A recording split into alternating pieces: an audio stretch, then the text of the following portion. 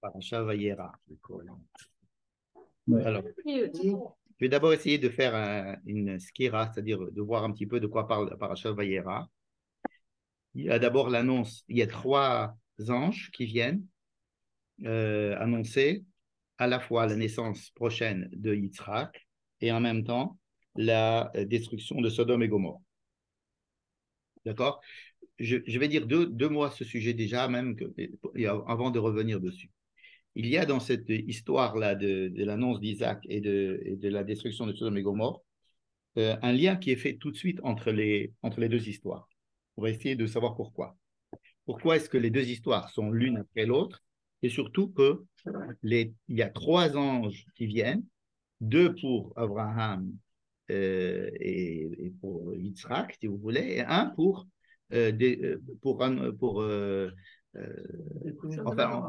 enfin, il y en a 3, non, je vais dire qu'il y en a 3, et les 3 participent aux deux actions. On va voir tout à l'heure comment. D'accord? En général, non, j'ai qu'un seul truc à faire. Alors voilà, alors pour celui qui dit qu'il y a un seul truc à faire, alors Rachid nous dit qu'il y en a un qui est venu pour soigner Abraham qui venait de faire la Brit Mila, bien que ce ne soit pas dit dans le texte. Un autre qui est venu pour annoncer la naissance d'Isaac et un autre qui est venu pour annoncer la destruction de Sodome. Mais seulement il y en a 2 qui vont à Sodome.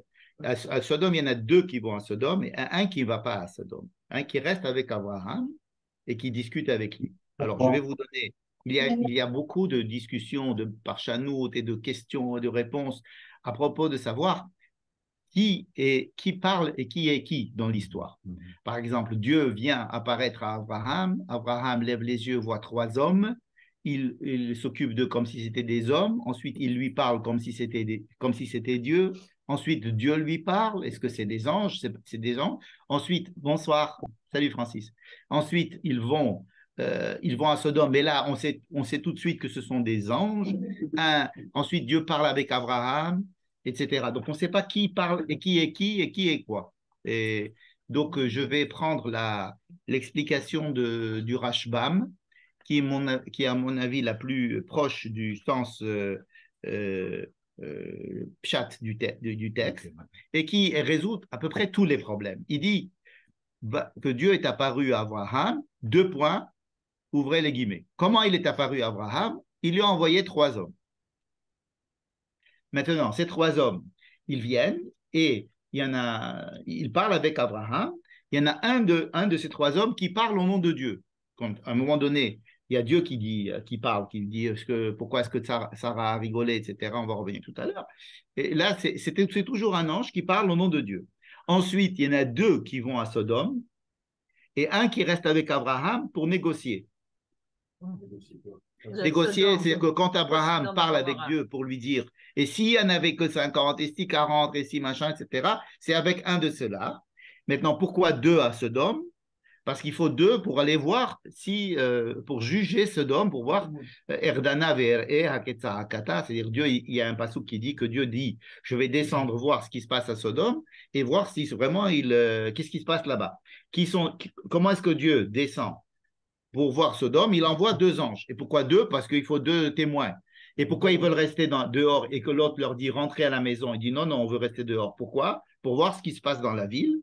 Parce qu'ils doivent. Donc il y a la décision de détruire Sodome ou pas détruire Sodome n'est pas encore prise. Elle n'est pas encore prise sur les 2 zérotes, sur les 2, un qui continue à discuter avec Abraham de savoir si oui ou non on va détruire Sodome, et 2 qui vont voir si vraiment Sodome est à ce point, et donc ils doivent faire un rapport et juger peut-être eux-mêmes, savoir si Sodome mérite la destruction ou pas. Donc, les anges, pour ça, ils ne peuvent pas le faire directement. Alors, les anges et Dieu, c'est pareil. C'est-à-dire que les anges, ce sont des managers. Alors, c'est ça qu'on apprend là, c'est que quand Dieu apparaît à Abraham, ça peut se faire sous forme d'ange, sous forme d'homme, et il agit sous forme d'homme, sous forme d'ange, et qu'à chaque fois que Dieu parle avec Abraham dans le texte, ça peut être ces hommes-là qui lui parlent, et il sait que ce sont des anges, et le texte dit que c'est Dieu qui parle, alors que ce sont des hommes, etc. Comme ça, lorsque l'on arrive à cette conclusion du Rashbam, tout s'éclaircit. C'est-à-dire que Dieu parle à Abraham, et Dieu intervient dans le monde à travers les anges, qui sont des hommes. la plupart des cas, Dieu intervient dans le monde en direct, pas sans passer par des anges. Oui, mais alors on peut dire que les anges, c'est une manière pour lui d'intervenir dans le monde. Alors pourquoi est-ce qu'il a besoin d'anges pour aller... Dieu s'adresse à Abraham à d'autres occasions. C'est pas forcément avec des anges. L'intermédiaire d'un ange. Absolument. Il faudra se poser la question, pourquoi ici on a besoin de l'intermédiaire des anges? À la fois pour aller annoncer la naissance d'Isaac et à la fois pour aller voir ce qui se passe à Sodome, et alors qu'on peut très bien détruire Sodome par en haut, si j'ose dire, hein, par des attaques de l'aviation, ou alors on n'a pas besoin de Khadira Karkaït, d'envoyer des gens sur place pour voir ce qui se passe, et pour sauver aussi Lot, c'est-à-dire qu'il y a ici une action qui oblige, comme si cette action particulière obligeait l'intervention humaine, hein, par des hommes, comme si c'était des hommes ou des anges sous forme d'hommes qui rentrent sur le terrain, n'est-ce pas? Donc ça va être une question, mais simplement je voulais éclaircir ce point sur lequel, qui nous permet de lire toute cette histoire, c'est que Dieu apparaît à Abraham, deux points. Ce n'est pas la lecture de Rashi. Rashi dit, Dieu est venu parler à Abraham. Et après, il a dit à Dieu, ok, laisse-moi tranquille, je vais aller m'occuper de ces Arabes qui passent dans la rue parce que je dois leur donner à manger et à boire. Comme ça, ils disent Arabim. C'est comme ça que Rashi parle de gens qui passent, bon, des Bédouins qui passent, peu importe. En tous les cas, c'est pas comme cette explication-là que je viens de lire la paracha. Ce n'est pas que dire que Dieu est venu pour rendre visite à Abraham et c'est tout. Et ensuite, on passe à un autre sujet. Il a vu 3 personnes. Mais Dieu a vu Abraham, est venu voir Abraham, 2 points, comment, etc. Et ça se finit, cette histoire, lorsque Dieu, le 3e ange, quitte Abraham.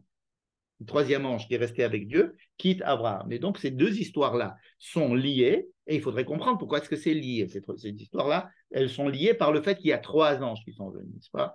Et le fait que Dieu vienne parler à Abraham et Dieu arrête de parler d'Abraham. C'est-à-dire qu'il y a c'est une unité entière.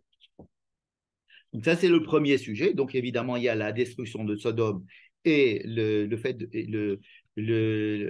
sauvetage de Lot et de ces 2 filles qui vont avoir avec leur père Ammon et Moab 2 enfants qui vont être nos voisins du côté est du Jourdain. Je n'ai pas compris comment Rachid l'explique. Rachid, il dit que... Dieu est apparu à Abraham et on ne dit pas du tout ce qui se passe. Voilà. Les Baker est acholé. Il est venu et il n'est pas venu lui parler, il est venu lui tenir compagnie. Il est venu tenir compagnie à Abraham, c'est-à-dire Abraham était tellement aimé de Dieu qu'on n'a pas besoin de parler, il est venu simplement lui rendre visite parce qu'il venait de faire la Brit Mila, et donc Vayera est là, voilà. Et alors Abraham le laisse pour aller courir voir les 3 personnes, et ça montre combien est-ce que c'est-à-dire l'hospitalité envers des gens même inconnus est plus importante que Akbalat Penei Shechina, que de parler avec Dieu, c'est-à-dire je peux laisser Dieu en attente, en pause, comment ça s'appelle ça, en stand-by, en pause, et aller m'occuper des gens, et parce que c'est plus important. Donc le Midrash a besoin d'enseigner cette chose-là, et donc Rashi ramène cette chose-là. Rashbam, son petit-fils, Rashi, lit les choses totalement de façon différente. Il me semble très proche de la lecture du sens littéral du texte. Bien. Donc ça, c'est le premier sujet. Le deuxième sujet, on aurait pu croire que ça serait tout de suite la naissance d'Isaac, puisqu'on lui dit, dans 1 an, tu vas avoir un fils qui s'appelle Isaac. Or, il n'y a pas, on ne parle pas de la naissance d'Isaac, on parle d'un autre sujet qui est celui d'Abraham qui va habiter à Gaza. Il va aller voir encore une fois à Grar. Grar, c'est pas loin de cette bande des Philistins, chez Avimelech. Et donc, il va avoir encore une affaire avec cet Avimelech, encore une fois sa femme, à qui il va dire que c'est sa sœur, etc. Il va y avoir à peu près la même histoire qu'avec Pharaon, pas la même exactement, mais une histoire, Nagid, similaire. Et on nous raconte cette histoire qui a l'air tout à fait bizarre. Pourquoi est-ce qu'Abraham va là-bas? Pourquoi est-ce qu'il se passe ce qui s'est passé à peu près en Égypte? Et pourquoi? Et il retourne, cette histoire-là prend quand même beaucoup de versets. Hein, il y a, non, ça c'est pas encore. Il va revenir encore à la fin de la paracha, presque vers la fin de la paracha, et il va encore revenir encore une fois là-bas. Ça veut dire qu'il y a un rapport avec Avimelech qui est assez qui pose question, quoi, parce que ça fait 3 fois qu'on va là-bas, ça fait beaucoup. Enfin, 2 fois, une fois là, une fois après, et une fois. C'est la même, non? Il est resté là-bas. On ne peut pas savoir si la naissance d'Isaac, si la naissance d'Isaac, elle s'est passée à Grar même, c'est possible. Parce qu'après, juste après, il y a Vadona et Pakad et Sarah Kacher Amar. On ne nous dit pas où c'est qu'il se trouve à ce moment-là. Mais bon, donc il y a pour ça que peut-être le Midrash dit qu'il y a des gens qui commençaient à dire comment est-ce que Sarah est tombée enceinte? C'est parce elle était chez Avimelech. Bon. En tous les cas, il s'est passé quelque chose chez Avimelech, puisque Dieu a béni la famille d'Avimelech pour que tout le monde là-bas, que les femmes qui ne pouvaient pas avoir d'enfants pouvaient avoir des enfants. C'est-à-dire qu'il y a cette histoire a permis aux gens d'Avimelech, aux gens de la famille d'Avimelech et de gens de la cour d'Avimelech et des gens qui étaient là-bas et qui étaient stériles, pouvaient avoir des enfants grâce à ce passage. Et alors on dit, grâce au fait qu'Abraham a prié pour que son ami Avimelech, c'est bizarre pour Rachid de dire Michel Mevakesh Michavero, comme si Avimelech c'était l'ami d'Abraham, hein, Chavero. Hein. Le Rav Menachem Wiener d'ailleurs fait tout un cours à ce sujet. Comment est-ce que Rachid peut se permettre de dire Kol Amitpalel Avur Chavero? Et alors, Akadosh Baruch Hu Ne'ena Techila. Ça veut dire que si j'ai un ami qui est dans le besoin de quelque chose et je prie vraiment pour qu'il ait cette chose-là, alors je l'ai moi aussi cette chose-là. C'est une chose que les rabbins apprennent de ça. Et c'est quoi cette chose-là? Qu'il a prié pour que les gens d'Avimelech aient des enfants, alors lui aussi il a pu avoir des enfants. Ce qui fait que la naissance en fait de Yitzhak chez Sarah, elle pourrait avoir donc un rapport avec le passage chez Avimelech. Elle a déjà été annoncée. Alors, elle a été annoncée, mais 2 fois. Elle a été annoncée 2 fois, on va voir tout à l'heure. Mais si vous voulez, voilà encore une troisième histoire qui vient et qui va faire que Yitzhak va pouvoir arriver dans la famille de Sarah et d'Abraham, pas parce que Dieu l'a prédit, mais parce que Abraham aurait prié pour Avimelech, son ami. Mais quand est-ce qu'on sait que les femmes c'est écrit. Avimelech étaient Il y a écrit, c'est écrit. Quand il est arrivé là, il est non, c'est écrit. Non, c'était justement écrit qu'il y avait que Dieu avait, alors, Aldevar Sarai, Dieu avait empêché tout le monde, à cause de Sarah, Dieu a empêché les femmes d'accoucher ou les femmes d'être stériles. Je me demande comment c'est possible de mettre tout ça dans une année. Parce que comment est-ce qu'on sait que les femmes deviennent stériles et comment devait savoir que les femmes arrêtent d'être stériles, comment est-ce qu'elles peuvent accoucher, tout ça en un an, parce qu'il faut quand même attendre au moins un an pour... Alors, c'est une histoire qui est sur le plan réel, sur le plan chronologique, paraît un peu difficile à comprendre, mais le fait qu'elle soit ici, cette histoire, et qu'elle soit juste entre la promesse d'avoir un enfant à Abraham et à Sarah, et le fait que Dieu se souvienne de Sarah, on n'est pas qu'à vous rappeler comme Dieu se souvient de Noah, que Dieu il se souvient comme s'il aurait pu l'oublier. Et donc, Dieu, Pakad et Sarah, après cette histoire de chez Avimelech, ce qui est assez remarqué par les rabbins en tous les cas. À la fois en disant cette histoire-là, parce qu'il a prié pour qu'eux puissent avoir des enfants, alors lui-même il a eu des enfants, comme si tout ce qui s'est passé avant ne suffisait pas, la promesse de Dieu ne suffisait pas, il fallait que lui agisse ou qu'il se passe quelque chose en plus. Ou alors 2 domaines qui sont parallèles et qui marchent ensemble, à savoir fais tout comme si Dieu ne t'avait pas promis, mais d'un autre côté et agis toi-même. Et d'un autre côté, tu dois tenir compte de la promesse de Dieu quand même et avoir foi que c'est grâce à Dieu que tu as eu des enfants et pas grâce au fait que tu es. Mais en fait, dans les 2 cas, c'est Dieu qui a envoyé des enfants chez Sarah et chez les femmes d'Avimelech. En tous les cas, cette histoire est extrêmement intéressante à étudier dans ce contexte, c'est-à-dire qu'il l'a placé entre la promesse. Entre la promesse d'avoir un enfant, il y a deux histoires. Il y a l'histoire de Sodome. Bon, mais on peut dire que Sodome et l'histoire de la naissance de l'annonce de la naissance d'Isaac, c'est un seul. Il faut comprendre pourquoi, puisque il faut comprendre pourquoi est-ce que ça fait un seul. C'est une seule mission. Hein. Ensuite, il y a l'histoire de Avimelech. Ensuite, Dieu se rappelle de Sarah et il envoie un enfant. Il envoie un enfant à Sarah. Donc, Sarah va avoir un enfant qu'elle va appeler évidemment Yitzhak, puisque ça a été déjà annoncé par Dieu qu'il doit l'appeler Yitzhak. Et ensuite, il y a cette histoire que Sarah voit que son fils Yitzhak et que Ishmaël, ça ne va pas ensemble, c'est pas possible de les laisser dans le même jardin d'enfants, les deux. Et il va falloir prendre des mesures. Et elle va chez Abraham, elle lui dit, il faut que tu renvoies Agar et son fils, parce que il est Metzachek. Ce Ishmaël est Metzachek. Alors c'est marrant, parce que Yitzhak, il est Yitzhak, et l'autre, il est renvoyé parce qu'il est Metzachek. Un au futur, l'autre est au présent. Alors, il y a plusieurs midrashim. Rashi en prend un, mais il y a celui de dire qu'il était Oved Avodah Zara, un qui dit il voulait chauffeur d'amis, mais un qui dit qu'il a fait Gilou Yarayot. Ça veut dire qu'il avait des comportements inadéquats sur le plan sexuel.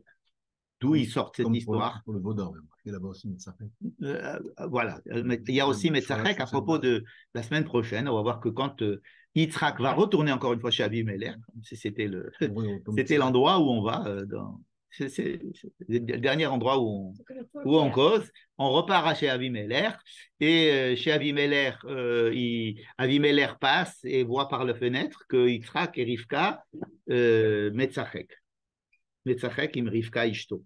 Donc on suppose que là-bas, c'est qu'ils étaient en relation, ils faisaient quelque chose d'intime, et c'est là qu'il découvre, il dit, mais alors pourquoi tu ne m'as pas dit que c'était ta femme, n'est-ce pas? Et là-bas, Metzachek, c'était probablement une relation sexuelle. Donc, déjà, ici, quand Ishmaël, il est Metzachek, ça peut appuyer le fait que ça soit, vous comprenez, ils n'ont pas inventé ça comme ça, que c'était. Mais il parlait avec Yitzhak. Alors voilà, évidemment, il va falloir qu'on comprenne ce que ça veut dire Yitzhak, et il va falloir qu'on comprenne ce que ça veut dire Metzachek. Parce que. Exactement, c'est la question que j'ai repris. Alors, Metzachek, je vous dis simplement ce que nous enseignent les Midrashim. Ils nous disent que Metzachek, c'était qu'il avait un comportement sexuel pas adéquat, ou alors qu'il voulait effectivement tuer Yitzhak parce que c'était son rival au niveau de la Yerusha,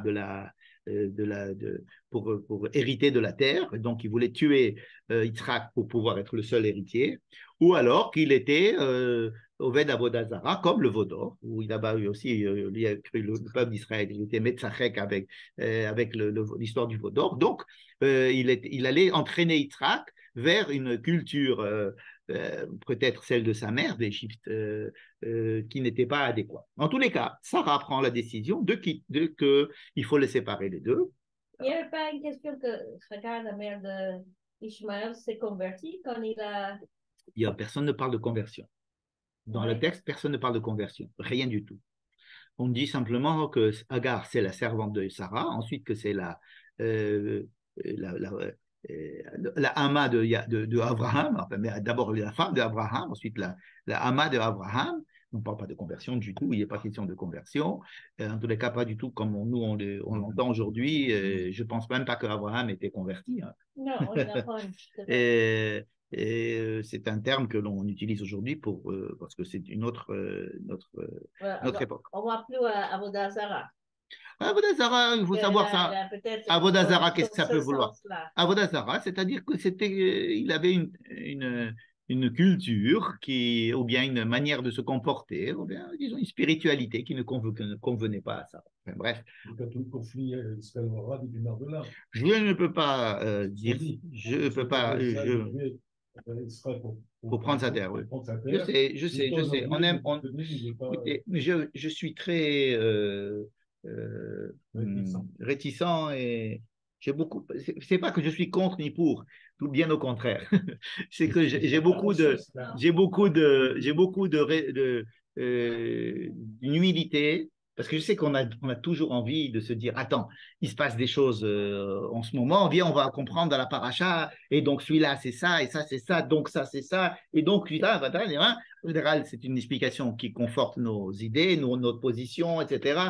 Et c'est à mon avis une mauvaise manière d'étudier la Torah à chaud. À chaud, à chaud. Je ne veux pas étudier à chaud. Hein. C'est tellement facile de dire les Arabes, c'est Ishmaël, Avimelech, c'est les Palestiniens, Gaza, c'est Grar, ils ont bouché les puits, que l'autre, il a fait des puits, l'autre, il a bouché les puits, alors c'est les minarotes et le machin. On peut faire dire ce qu'on veut au texte et ça nous. D'abord, il y a une attente. On se dit, ah, qu'est-ce que va dire la Torah à ce sujet, puisqu'on est tous perdus et qu'on est tous embêtés. Ah, viens, on va voir ce que la Torah dit à ce sujet. C'est justement à ce moment-là que si j'étudie la Torah à ce moment-là, il faut essayer d'être, à mon avis, au moins très prudent. Voilà, très prudent. Alors, Maintenant, Gaza n'est pas écrit là, right? non, mais c'est l'endroit où on sait où il y a, c'est-à-dire c'est toute la bande de Philistine, si tu veux, de Gaza jusqu'à Ashdod.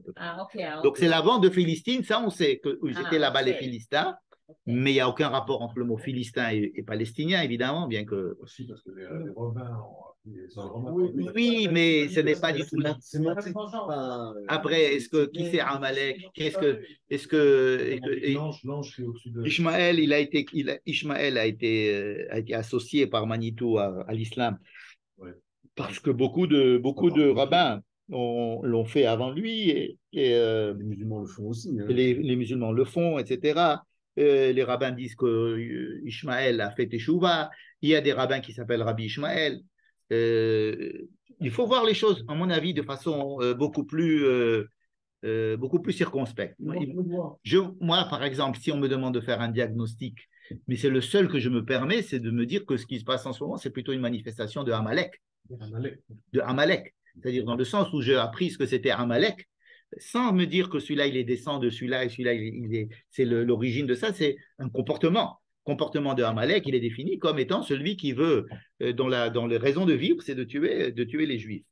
C'est la raison même c'est son programme. Hein, les musulmans ne veulent pas d'Israël, c'est depuis 1948, c'est pas maintenant. Les musulmans n'ont jamais accepté Israël. Oui, oui. Bon, par exemple, les nazis, je pense que c'est aussi une manifestation. Le nazisme aussi, c'est une manifestation de Amalek.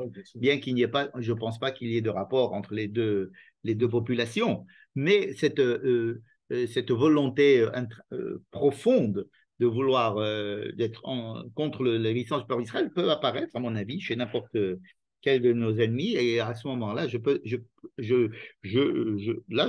n'ai pas de doute qu'il s'agit de l'émanation de Amalek à ce sujet. Maintenant, dire que c'est Amalek, ça a des implications beaucoup plus. C'est des implications ilchatiot. Il y a des ilchatiot. Timchet, Zecher Amalek, Lotishkar, etc. Tout à l'heure, tu me disais, on a tendance à oublier, en fait, parce qu'on a tendance à oublier le fait qu'Amalek veut nous détruire. Alors, la Torah nous demande de nous rappeler de ça. Pourquoi? Parce qu'on a tendance à vouloir à chaque fois oublier, se dire c'est pas possible, c'est pas normal. D'ailleurs, c'est ce qu'on va repenser, à mon avis, quelque temps après la guerre. Les gens recommenceront à dire mais non, ce sont des gens à part, etc. C'était quelque chose de Nekudati, c'était quelque chose. Comme ils disent en France, ils se sont radicalisés, des trucs comme ça, pour expliquer que c'est quelque chose qu'il faut remettre dans une petite bulle et mettre de côté.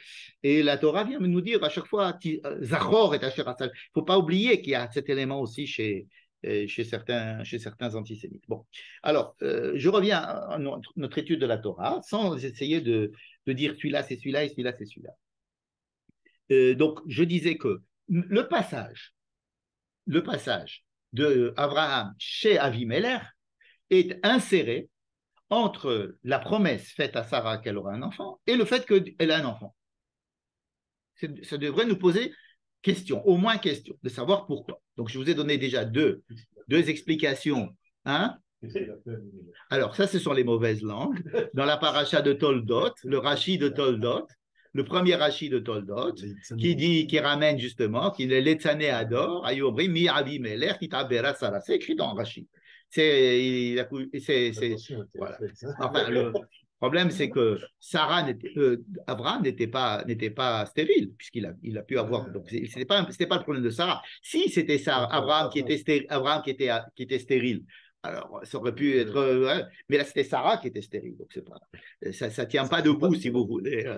Mais enfin, bon, mais la question est posée. Ça veut dire le fait que Rachid nous ramène ce que les mauvaises langues disent, c'est parce que c'est en l'air. C'est pas parce que si c'est vraiment une mauvaise langue, alors c'est une mauvaise langue. Et on ne va pas commencer à dire que les Toldot Yitzhak ben Abraham Olid et Yitzhak, que la Torah va ajouter une phrase supplémentaire rien qu'à cause des mauvaises langues. Ça veut dire qu'il faut nous mettre la puce à l'oreille. Si vous n'avez pas remarqué que cette paracha est insérée entre l'annonce du fils d'Abraham, du fils de la naissance d'Isaac et la naissance d'Isaac, il y a cette histoire chez Abimelech, ça doit nous faire.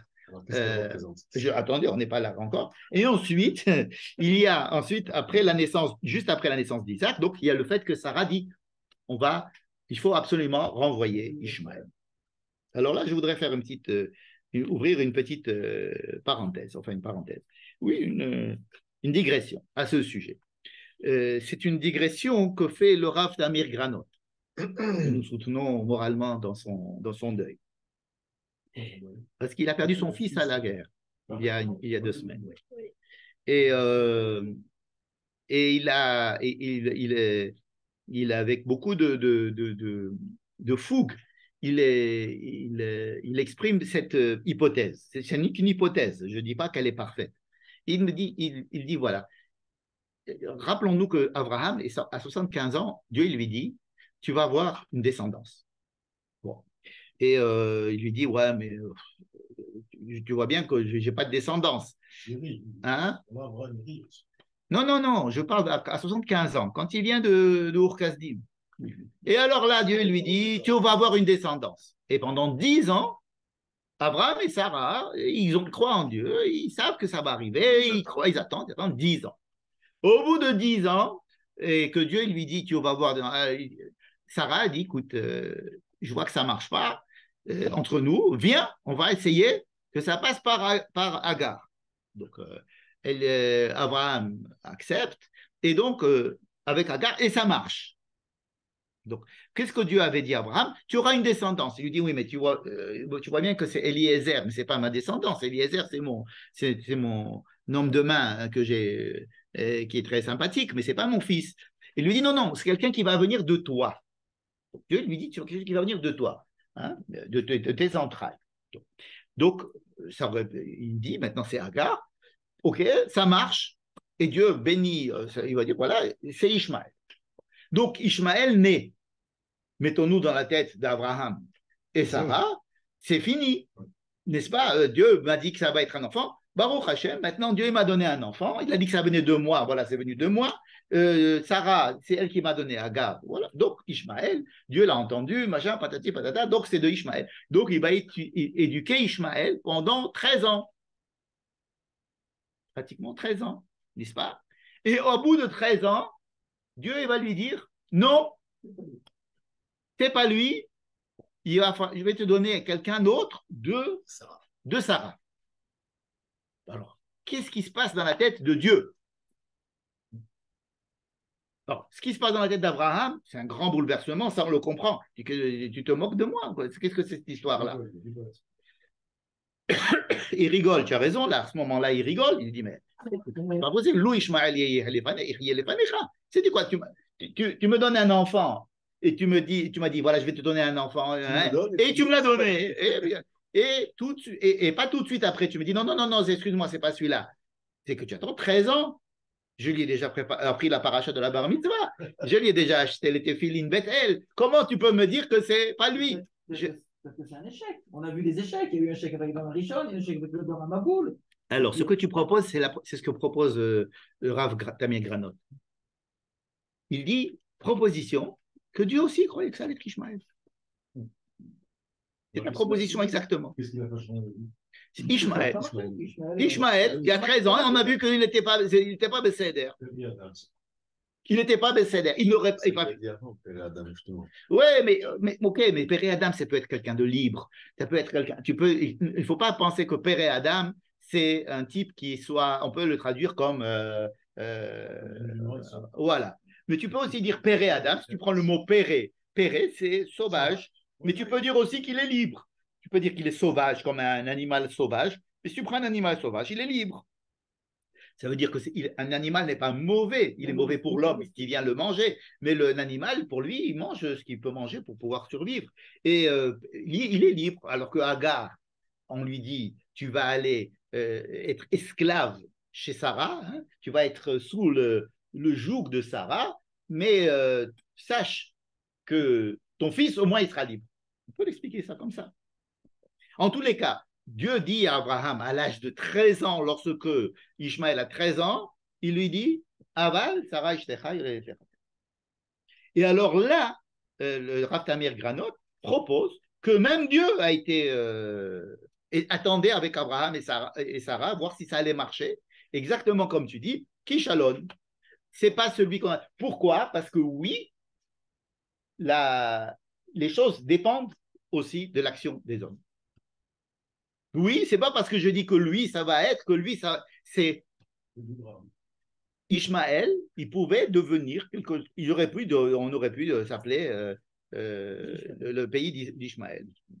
C'est-à-dire que Ishmaël, c'était le successeur d'Abraham, c'est en tous les cas ce que pensait Abraham, et le Rav Tamir Granot propose, c'est aussi ce que pensait Dieu.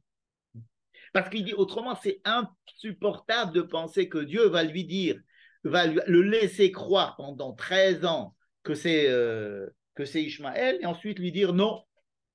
Il aurait pu lui dire depuis le début.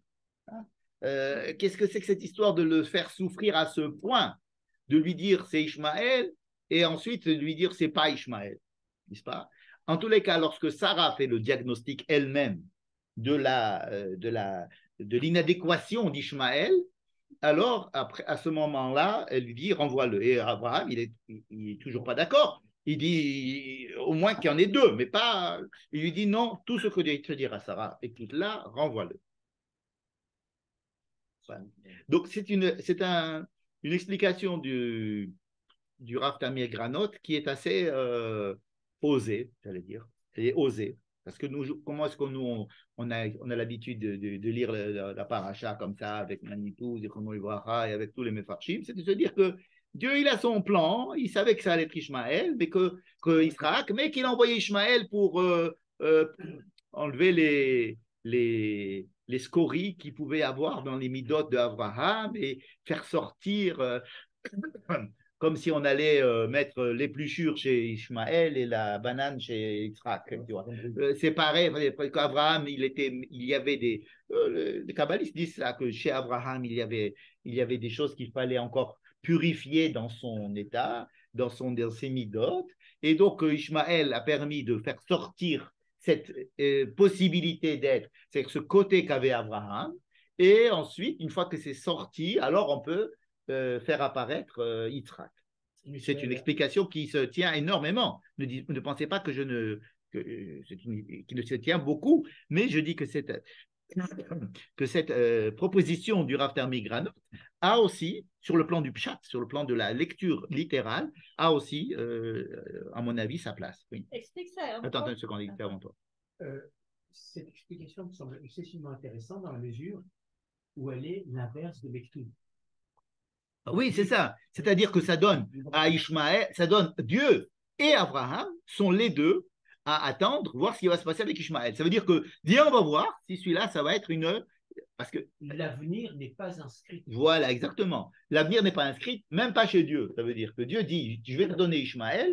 Je parle de la deuxième explication du Rav Tamir Granot. Je ne parle pas de l'explication traditionnelle des Mekoubalim qui disent, encore une fois, je reviens sur ça pour bien l'expliquer, parce que l'explication traditionnelle, elle est extrêmement importante. Ils disent qu'en Abraham, il y avait plusieurs composantes de son identité, et que dans ces composantes d'identité, il fallait qu'il y en ait une qui sorte et qui soit représentée dans le monde, et qui est représentée par ce que sera Ishmaël, mais qui soit différente de l'autre composante qui va exister chez Abraham, qui va être représentée chez Yitzhak. Et donc, oui, il avait besoin qu'il attende 13 ans pour bien fabriquer et bien façonner ce fils et lui donner tout ce qu'il pouvait lui donner dans cette perspective de fabriquer ce fils. Et une fois qu'il a fabriqué ce fils-là et que Ishmaël a bien représenté la partie d'Abraham que Dieu ne veut pas faire rentrer à l'intérieur d'Israël, ensuite, il va faire revenir après 13 ans, il va lui annoncer qu'il y a un autre fils parce que maintenant Abraham doit développer autre chose que ce qu'il a développé en élevant Ishmaël. Et donc, il va découvrir Abraham en lui d'autres éléments de sa personnalité, de ses midotes, de ce qu'il doit apporter au monde.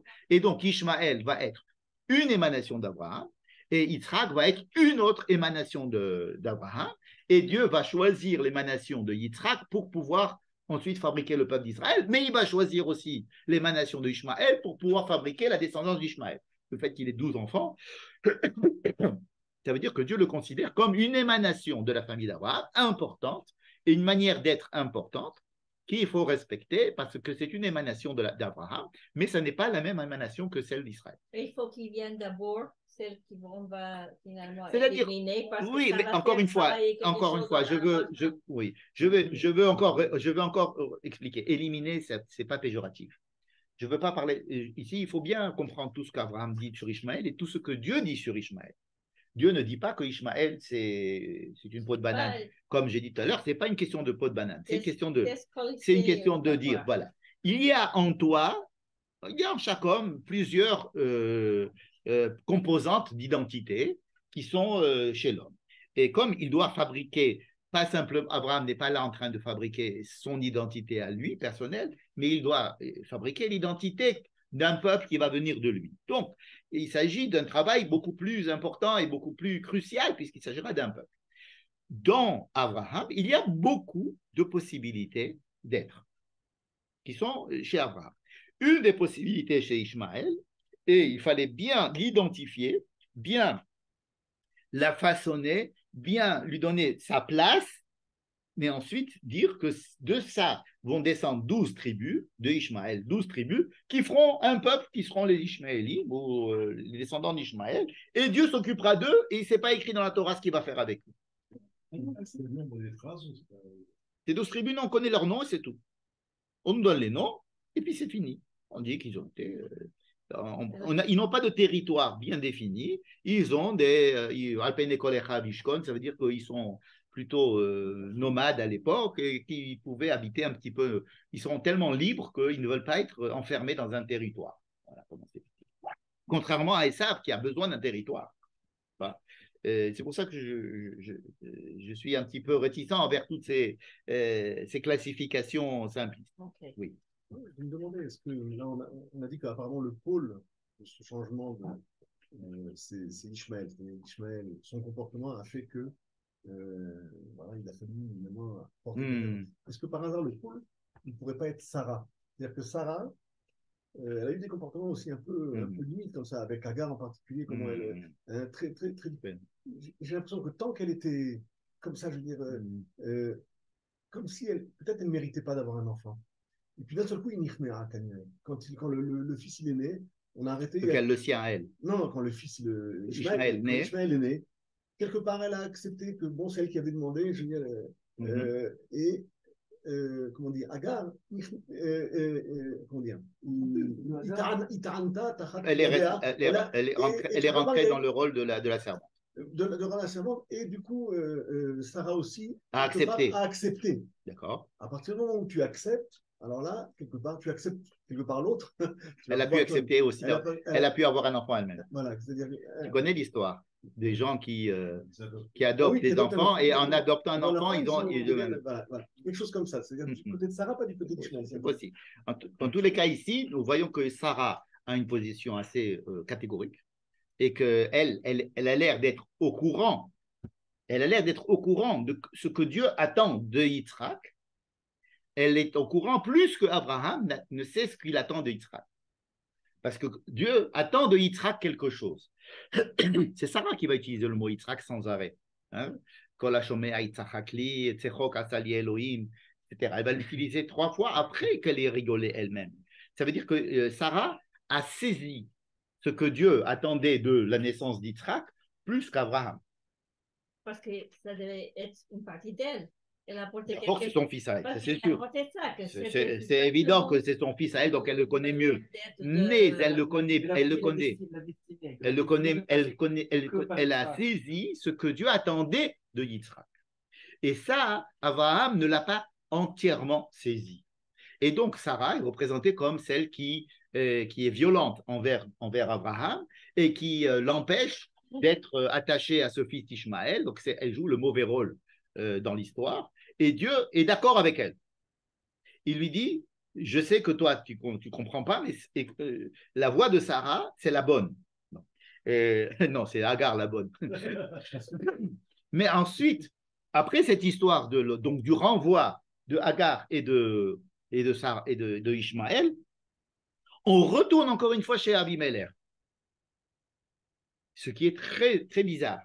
Parce qu'en allant chez Abimelech, là, cette fois-ci. Il retourne, c'est Abimelech qui lui envoie des. C'est-à-dire, quand je dis on repart chez Abimelech, c'est-à-dire le texte repart chez Abimelech. On reparle d'Abimelech et de Phirol Sarteva. C'est-à-dire, dans le texte, on commence à. C'est Abimelech qui entre en jeu. Mais, si vous voulez, le texte va chez Abimelech, et alors là, il y a toute une histoire de brit, c'est-à-dire d'alliance entre Abraham et Abimelech. Il n'a pas le droit de faire, Abraham. C'est son erreur, Abraham. C'est ce que les rabbins disent, c'est-à-dire quand ils disent qu'Abraham est toujours en train de donner, par exemple, comment est-ce qu'ils vont faire la brit? Il y a des gens d'Abimelech qui viennent. Ouais. Il vient qu'à 3, qu'à 2. Abraham lui dit, écoute, vous nous avez volé les puits. Abraham, il creusait des puits. Et les gens d'Abimelech, ils venaient leur voler. Alors, soit ils les bouchaient, soit ils leur volaient l'eau. Hein, ils volaient. On va savoir qu'ils les bouchaient au temps d'Israël. Mais là, ils volaient. Et alors, Abimelech, il dit, mais moi, je n'étais pas au courant. Il dit, Abraham, il dit, oui, mais toi, tu ne m'as rien dit non plus. Il dit, très bien, ok. Disons, ok, on ne va pas se disputer. Alors, on va faire un traité de paix. Et qu'est-ce qu'il fait? Abraham, il prend son Oubakar, il prend des animaux et il les donne à Abimelech. C'est lui qui donne. On fait un truc de paix. C'est-à-dire, pourquoi il le fait? Alors, il accuse Abimelech de lui avoir volé des trucs. L'autre lui dit non, c'est pas moi. Il dit d'accord. Alors, comment on va résoudre le problème? Je te dis, écoute, tu m'as volé des trucs. Il dit ah bon, je ne savais pas. Bon, ok, n'en parlons plus. Tiens, voilà un cadeau. On représente au contraire. Le contraire. Abimelech donne un cadeau à Abraham en compensation des puits qui ont été volés ou en compensation du fait que je t'ai fait un tort quelconque. Et dans ce cas-là, mais là, c'est Abraham qui lui donne des présents, n'est-ce pas? Et ensuite, ils essayent de faire ils font une brite à Beersheba. Donc là, ils ne sont pas à Grar, mais ils sont donc à Beersheba. Donc, Beersheba, c'est déjà plus. C'est pas très loin, c'est un jet de roquettes. Mais ils ne sont pas à Grar, ils sont à Beersheba. D'ailleurs, ils appellent Beersheba parce qu'ils ont Nishbeu, Shenehem, etc. Et juste après cette histoire de Abimelech, on parle de la Akedat Yitzhak, de la ligature d'Yitzhak, c'est-à-dire avec quoi on va pratiquement fermer notre paracha, juste avant la naissance qu'on nous raconte ce qui se passe dans la famille de Terach, le père d'Abraham, à Haran. Mais il y a la Akedat Yitzhak. Donc, si je résume, il y a promesse, annonce de la naissance d'Israël. Ensuite, destruction de Sodome, et on dit que les deux sont liés. Ensuite, on va aller chez Abimelech. Ensuite, Yitzhak naît. Ensuite, on renvoie Agar et Ishmaël. Ensuite, on retrouve Abimelech et on fait un pacte avec lui. Et ensuite, il y a la Akedat Yitzhak. D'accord ? Encore une autre parenthèse que je voudrais ouvrir avant de reprendre tout ça, c'est que il y a Vayi achar hadevarim haele. La Akedat Yitzhak commence par Vayi achar hadevarim haele. Et ce fut après ces choses-là. Après quoi? Alors on a l'impression que c'est les versets d'avant, le traité de paix avec Abimelech. Ce qui est pareil. Mais on pourrait aussi dire après la Akedat Ishmaël. Akedat Ishmaël, je suis en train de citer le Coran là. Non, alors je dis qu'il y a une similitude troublante entre le fait qu'on demande à Abraham de se séparer de son fils Ishmaël, de l'envoyer avec un verre d'eau dans le désert, et pas plus, et de ne pas s'en occuper, c'est-à-dire on l'envoie à une mort certaine, n'est-ce pas, avec un déchirement qui est décrit dans le texte à propos d'Abraham, n'est-ce pas? Alors que ce n'est même pas écrit pour Yitzhak que Abraham, il a écrit, il a dormi. Ça veut dire que, je ne sais pas qui c'est, quel est le commentateur qui dit, je crois que c'est le Racha, je ne sais plus, je ne veux pas dire de bêtises, qui disait, s'il a écrit Vaishkem Baboker, ça veut dire qu'il a réussi à dormir. Comment Abraham, il a réussi à dormir ce soir-là? Pour dire qu'il s'est levé le matin. Comment c'est pour dire? Là, c'était à la demande de Sarah. Là, c'est à la demande de Dieu. De Dieu. D'accord. Mais quand Sarah lui a demandé, il est allé demander à Dieu. Ou alors Dieu lui a dit, ce que tu as dit Sarah, fais-le. Ça veut dire qu'il y avait un ordre de Dieu derrière Sarah, ou en tous les cas, une confirmation de ce qu'avait dit Sarah. Donc, dans les deux cas, Abraham est censé se séparer du fils qu'il a tellement attendu, qui lui a été promis, et il le fait. Il s'est séparé de Ishmaël, et d'ailleurs, c'est un malach qui va venir sauver Ishmaël, et il lui demande de se séparer de Yitzhak, et ça va être un malach qui va venir sauver Yitzhak. Donc, c'est assez. Il faut, je ne sais pas si vous avez déjà fait le parallèle, mais ce parallèle est assez troublant entre ce que j'appelle, moi, la Akedat Yitzhak et la Akedat Ishmaël, pour bien montrer qu'il y a, dans les deux cas, on demande à Abraham de se séparer de son fils, hein, parce que même dans la et bincha et tehidecha asher ahavta et Yitzhak, ça paraît tellement,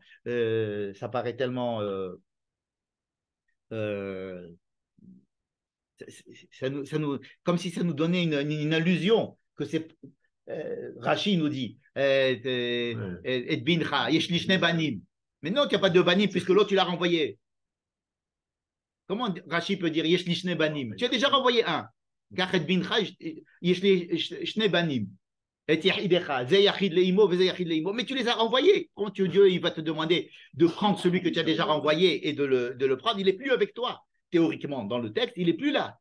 Et bien qu'un Midrash va dire qu'il a pris Ishmaël avec lui et Eliezer, c'était ça les deux Neharim. Je ne sais pas comment est-ce que ce Midrash peut s'arranger, parce que s'il a renvoyé Ishmaël, il a renvoyé Ishmaël. Et alors Rachid nous dit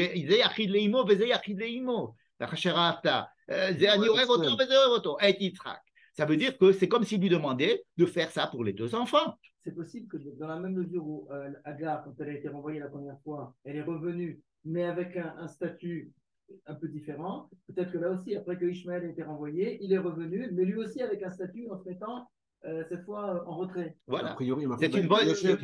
C'est une belle dracha qui aurait beaucoup plu aux gens, mais le texte ne le dit pas. Après, on le retrouve avec Abraham. Le texte ne le dit pas. Alors, c'est ça que font les Midrashim. Ils essayent de racoler des morceaux des fois. Il y a aussi le parallèle pour Sarah qui a demandé d'envoyer à Ismaël, que ce devait être la mort peut-être.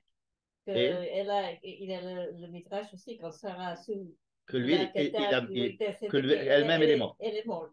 Si c'était que Dieu est allé lui annoncer à Sarah, que le malach m'avait allé annoncer à Sarah que Yitzhak était en train de mourir, et là elle est morte de crise cardiaque. C'est un midrash, encore une fois, le texte ne le dit pas. Là aussi mais Sarah va mourir tout de suite. En tous les cas, ce parallèle ne peut pas ne pas être fait, à mon avis, parce qu'il y a tellement d'équivalence dans les deux textes que c'est pas possible. Et c'est très possible que ce soit après le traité de paix avec Avimelech ou Pichol Sartsevao, mais c'est très possible aussi que ce soit après le renvoi de Ishmaël. Dieu lui dit maintenant tu renvoies. C'est pluriel, c'est pas. Hein? Les varim sont pluriels. Il y a des varim à aller. Alors lesquels? Peut-être les deux. Ouais.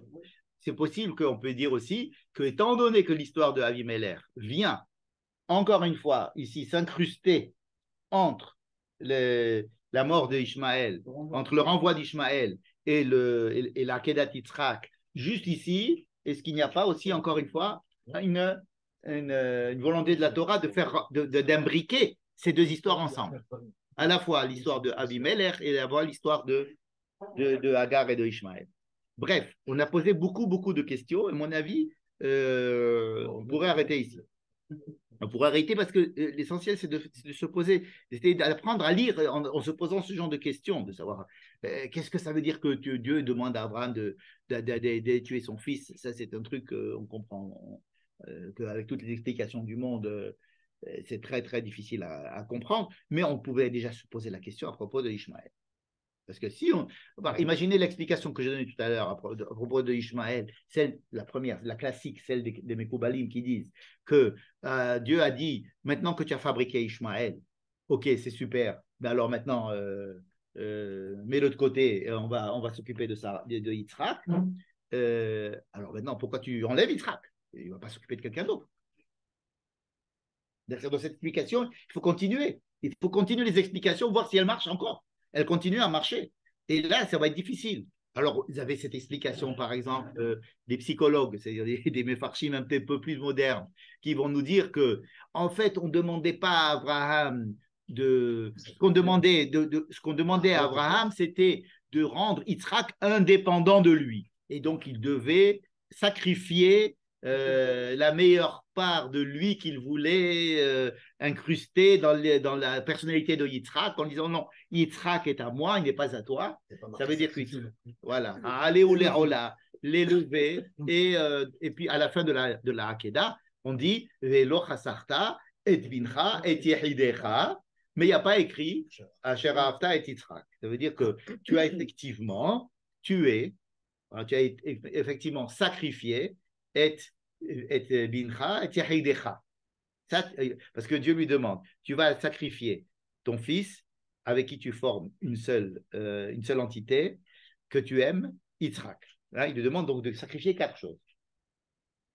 D'accord? Et puis, si on va sur le sens littéral. À la fin de la Hakeda, il dit arrête, ne fais pas de machin, parce que j'ai vu que lo chasarta, tu n'as pas épargné, et bincha et yahidecha. Donc, ce sont des choses que tu as, oui, sacrifiées. Donc, quoi j'ai sacrifié? Bincha et yahidecha. Vous voyez, d'où sortent les méfarchim, ça. Comment est-ce que tu peux dire que Dieu dit, tu as sacrifié ton fils avec lequel tu fais une seule unité? Mais il n'a pas sacrifié, en fin de compte, il ne l'a pas tué. Oui, mais il a tué justement le fait qu'il pensait que c'était son fils et que son fils devait être comme lui pensait que ça doit être son fils. Yechidecha, ça veut dire qu'il doit faire une entité, une seule entité, toi et lui, vous devez faire une seule entité. Ça, oui, il l'a sacrifié. Alors, Yitzhak lui-même, non. Et le fait qu'il l'aime aussi, il ne l'a pas sacrifié. Il continuera à l'aimer. Mais Yitzhak a pu être indépendant. D'ailleurs, quand Abraham revient de la Kedat Yitzhak, il revient seul. Vayashov Abraham el Ne'arav. Il n'y a pas écrit et Yitzhak, il est. Alors, il a dit qu'il est mort, ou il est parti ailleurs. En tous les cas, il n'est plus avec Abraham. Il ne fait plus Vayomer Avi, Vayomer Hineni Beni. Vayomer, quand il monte, Yitzhak dit à son père Abraham, papa lui dit, oui, mon fils. Hein? Mais en hébreu, c'est Hineni Beni. Je suis mon fils. Ça veut dire toi et moi, on est Yechidecha. C'est ça, moi et mon fils, on est pareil. N'est-ce pas? Avec Ishmaël, Dieu ne n'a pas demandé de se séparer de lui de la même manière qu'il s'est séparé de Yitzhak. Avec Ishmaël, au contraire, Ishmaël était vraiment une partie que Abraham aurait voulu développer en lui et qu'il était fier d'être son fils. Hein? Il n'a pas demandé de le tuer, il a demandé de se séparer de lui et presque de ne plus s'occuper de lui, c'est-à-dire tu lui coupes les vivres, comme on dit aujourd'hui. Et vraiment, il a coupé les vivres. Il a donné Chemat Maïm, il a donné une petite bouteille d'eau, une petite cruche, quoi. On ne va pas donner dans le désert avec une petite cruche. Ça veut dire qu'il a coupé les vivres. Ça veut dire que ça y est, c'est fini. Il est formé. 13 ans, c'est l'âge de former quelqu'un. Ça y est, c'est fini. À 13 ans, à l'époque, on pouvait se marier, etc. On était adultes. Ben Sorer ou Moré, il n'arrivait pas à 13 ans. Hein. À 13 ans, c'était vraiment un ish. Et il avait déjà fabriqué sa personnalité. Donc, ici, on peut comprendre cette explication que j'appelle l'explication psychologique, qui est celle de la Hakeda de Abraham, qui doit se séparer de l'idée que c'est son fils parce que Yitzhak doit développer quelque chose qui sera opposé à lui. Il avait quel âge, Yitzhak, à ce moment-là? Il y en a qui disent 37 ans. 13 ans. Il y en a qui disent 37 ans. On complète à 37 ans. Il Ouais. était encore 3 fois. Il était beaucoup plus grand. Il était beaucoup plus grand. Mais on n'a pas d'âge. On n'a pas l'âge. Ce sont des midrashim qui nous disent que ça s'est passé juste au moment où Sarah est morte. Donc, on fait un calcul et on dit qu'elle a 37 ans. Mais il n'y a pas d'âge. Il n'y a pas écrit « Prends ton fils qui a tel âge ». Il y a écrit après, c'est et c'est important quand la Torah ne donne pas les âges. Si elle veut donner des âges, elle veut donner des dates, elle donne des dates. Si elle ne donne pas des dates, c'est qu'elle ne veut pas donner des dates. Ah, mais la date d'Ishmael, on ne sait pas non plus, c'est Midrash? Non, qu'il avait 13 ans, on sait. C'est écrit dans la Torah que quand il avait 99 ans, Abraham, il a fait la Brit Mila à son fils. Mais là, on ne sait pas quel âge il a Yitzhak. On ne sait pas du tout quel âge il a Yitzhak. On ne sait pas du tout, c'est un enfant et c'est tout. Il n'y a pas un enfant. Hein? À 37 ans, il n'est pas un enfant. Non, ils n'ont dit pas que c'est 37 ans. Oui, ok. C'est ça, quand on lit le texte, il faut se débarrasser de toutes les informations que les Midrashim ils ont fait rentrer. Le texte ne nous le dit pas. Donc, je vous montre cette histoire qui devrait nous empêcher de dormir la nuit, si on veut dire. C'est une paracha pour ne pas dormir la nuit. Voilà, une bonne raison. Bien, alors je reviens, on va essayer de revenir un petit peu au début de la paracha pour poser, comme si ça ne suffisait pas, une question supplémentaire. Et à partir de ça, peut-être on va essayer de résoudre les autres. Une question supplémentaire qui nous dit, je vous rappelle, au début de la paracha, 3 hommes viennent annoncer la naissance d'Isaac. La question, vous la connaissez, c'est, tu ne vas pas nous la faire, mais on se rappelle encore de ce que tu nous as raconté la semaine dernière. La semaine dernière, tu nous as déjà raconté que Dieu a dit à Abraham, tu vas avoir un enfant qui va s'appeler Isaac. Donc, qu'est-ce que c'est que cette histoire que tu as des gens qui viennent maintenant pour t'annoncer que tu vas avoir un enfant qui s'appelle Isaac? Pourquoi avoir deux annonces? Deux annonces. Pour l'annoncer à Sarah. Alors, venons comparons les deux annonces. D'accord? Ok? Vous êtes d'accord pour comparer les deux annonces? Daniel aussi. D'accord, Daniel? Évidemment. Tu es d'accord? Parce que j'ai le choix. Il n'y a pas le choix. Non, alors, première annonce, c'est que Dieu donne à Abraham l'ordre de changer son nom. Enfin, il lui dit qu'il va changer son nom d'Abraham en Abraham. En même temps, il lui fait la Brit Mila. Enfin, il lui dit qu'il faut faire la Brit Mila. Et Abraham fait la Brit Mila à son fils Ishmaël. Donc, vraiment, pour revenir à l'idée de tout à l'heure, il était sûr que c'était son fils. Il a son fils avec Lecha ou Zaracha, Berit, Olam, Brit Mila, ton fils, toi et ton fils Ishmaël. Et ils se sont les deux, et puis tous les gens qui habitaient chez Abraham ont fait la Brit Mila. Donc, on aurait pu renvoyer Ishmaël avant. Ça l'aurait évité au moins la douleur de la Brit Mila à 13 ans. Si vraiment tu veux me renvoyer, renvoie-moi avant. Pourquoi tu attends que je fasse la Brit Mila et après tu me renvoies? Ça, c'est un petit peu pas gentil. Bien. Et alors, juste après, Yomer Elohim el Abraham, donc Elohim parle à Abraham, en lui disant Sarah Ishtecha Lotikra Shema Sarah, donc tu dois changer le nom aussi à Sarah, qui doit s'appeler de Sarah à Sarah, et Uberarti Ota Vegam Nadatim Mena Lecha Ben, et je lui ai donné un nom, un enfant.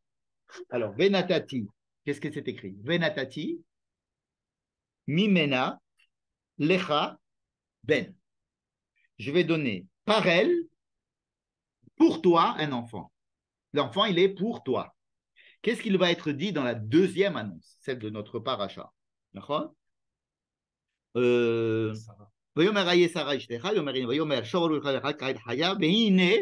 Ben les Sarah Ishtecha. Dans la deuxième annonce, c'est un fils pour Sarah. Donc, le premier annonce, c'est un fils pour toi par Sarah, mais Sarah va avoir un fils pour toi, Abraham. Lecha, Mimena, Lecha, Ben. Et donc, Sarah, elle va avoir des bénédictions, mais Abraham, il lui dit mais c'est pas possible. Il se dit, Abraham, à l'intérieur, comment est-ce qu'à 100 ans, je peux encore avoir un enfant? Ça va, il va avoir plein d'enfants avec Ketura. Après, personne ne pose la question. Mais Abraham, je dis, comment est-ce possible qu'à 100 ans, j'ai un enfant? C'est surtout, si tu voulais me le faire, ce coup-là, pourquoi tu ne me l'as pas fait dès le début, quoi? C'est-à-dire, si tu voulais me faire un cadeau, fais-le-moi quand je peux encore jouer avec lui au GAN. Mais là, maintenant, à 100 ans, tu veux que je commence à jouer avec lui au jardin d'enfants, ça ne se fait pas, n'est-ce pas? C'est ça. À l'Eben Me'achana Ivaled, c'est plutôt cette histoire. Écoute, on se connaît pas mal déjà depuis au moins 25 ans. Pourquoi tu ne m'as pas dit ça depuis le début, quoi? Et alors, Louis Ishmael, alors, qu'est-ce qui se passe avec Ishmael? Non seulement tu me fais maintenant l'histoire, mais en plus, ça veut dire que Ishmael, qu'est-ce qui va devenir Ishmael? D'accord? Alors, il lui dit, oui, d'accord, n'aie pas peur pour Ishmael, je m'occupe de lui. Mais Sarah, Ishtecha, Sarah, ta femme, parce qu'il ne sait pas que Sarah, c'est sa femme. Sarah, Ishtecha. Ishtecha, Yoledet, Lecha, Ben. Je parle de la première annonce. Je crois que c'est ça. Je parle de la première annonce, c'est-à-dire l'annonce qui est faite dans la paracha de l'Ech Lecha. Or, ici, encore une fois, à qui vient venir le fils, Veine Ben, les Sarah Ishtecha, Sarah Shumazan, Yitzhak Sarah Vikir, Abraham, Lama Yitzhak Kasam, la Moed, Ashuv Elecha Kaed Haya, Ul Sarah Ben. Encore une fois, ici, il est clair que le fils, c'est un fils d'Abraham. Et là, c'est clair que le fils de Sarah. Alors évidemment, c'est le même couple, Abraham et Sarah et Abraham. C'est le même couple. Mais là, dans la première annonce, c'est à Abraham. La deuxième annonce, c'est à Sarah. C'est-à-dire le fils d'Abraham, ici, là, c'est le fils de Sarah. Autre différence qu'il y a entre les deux, c'est que dans notre texte, à nous, de notre paracha, c'est Yud Kei Vav Kei qui s'adresse à Abraham et pas Elohim. C'est très important.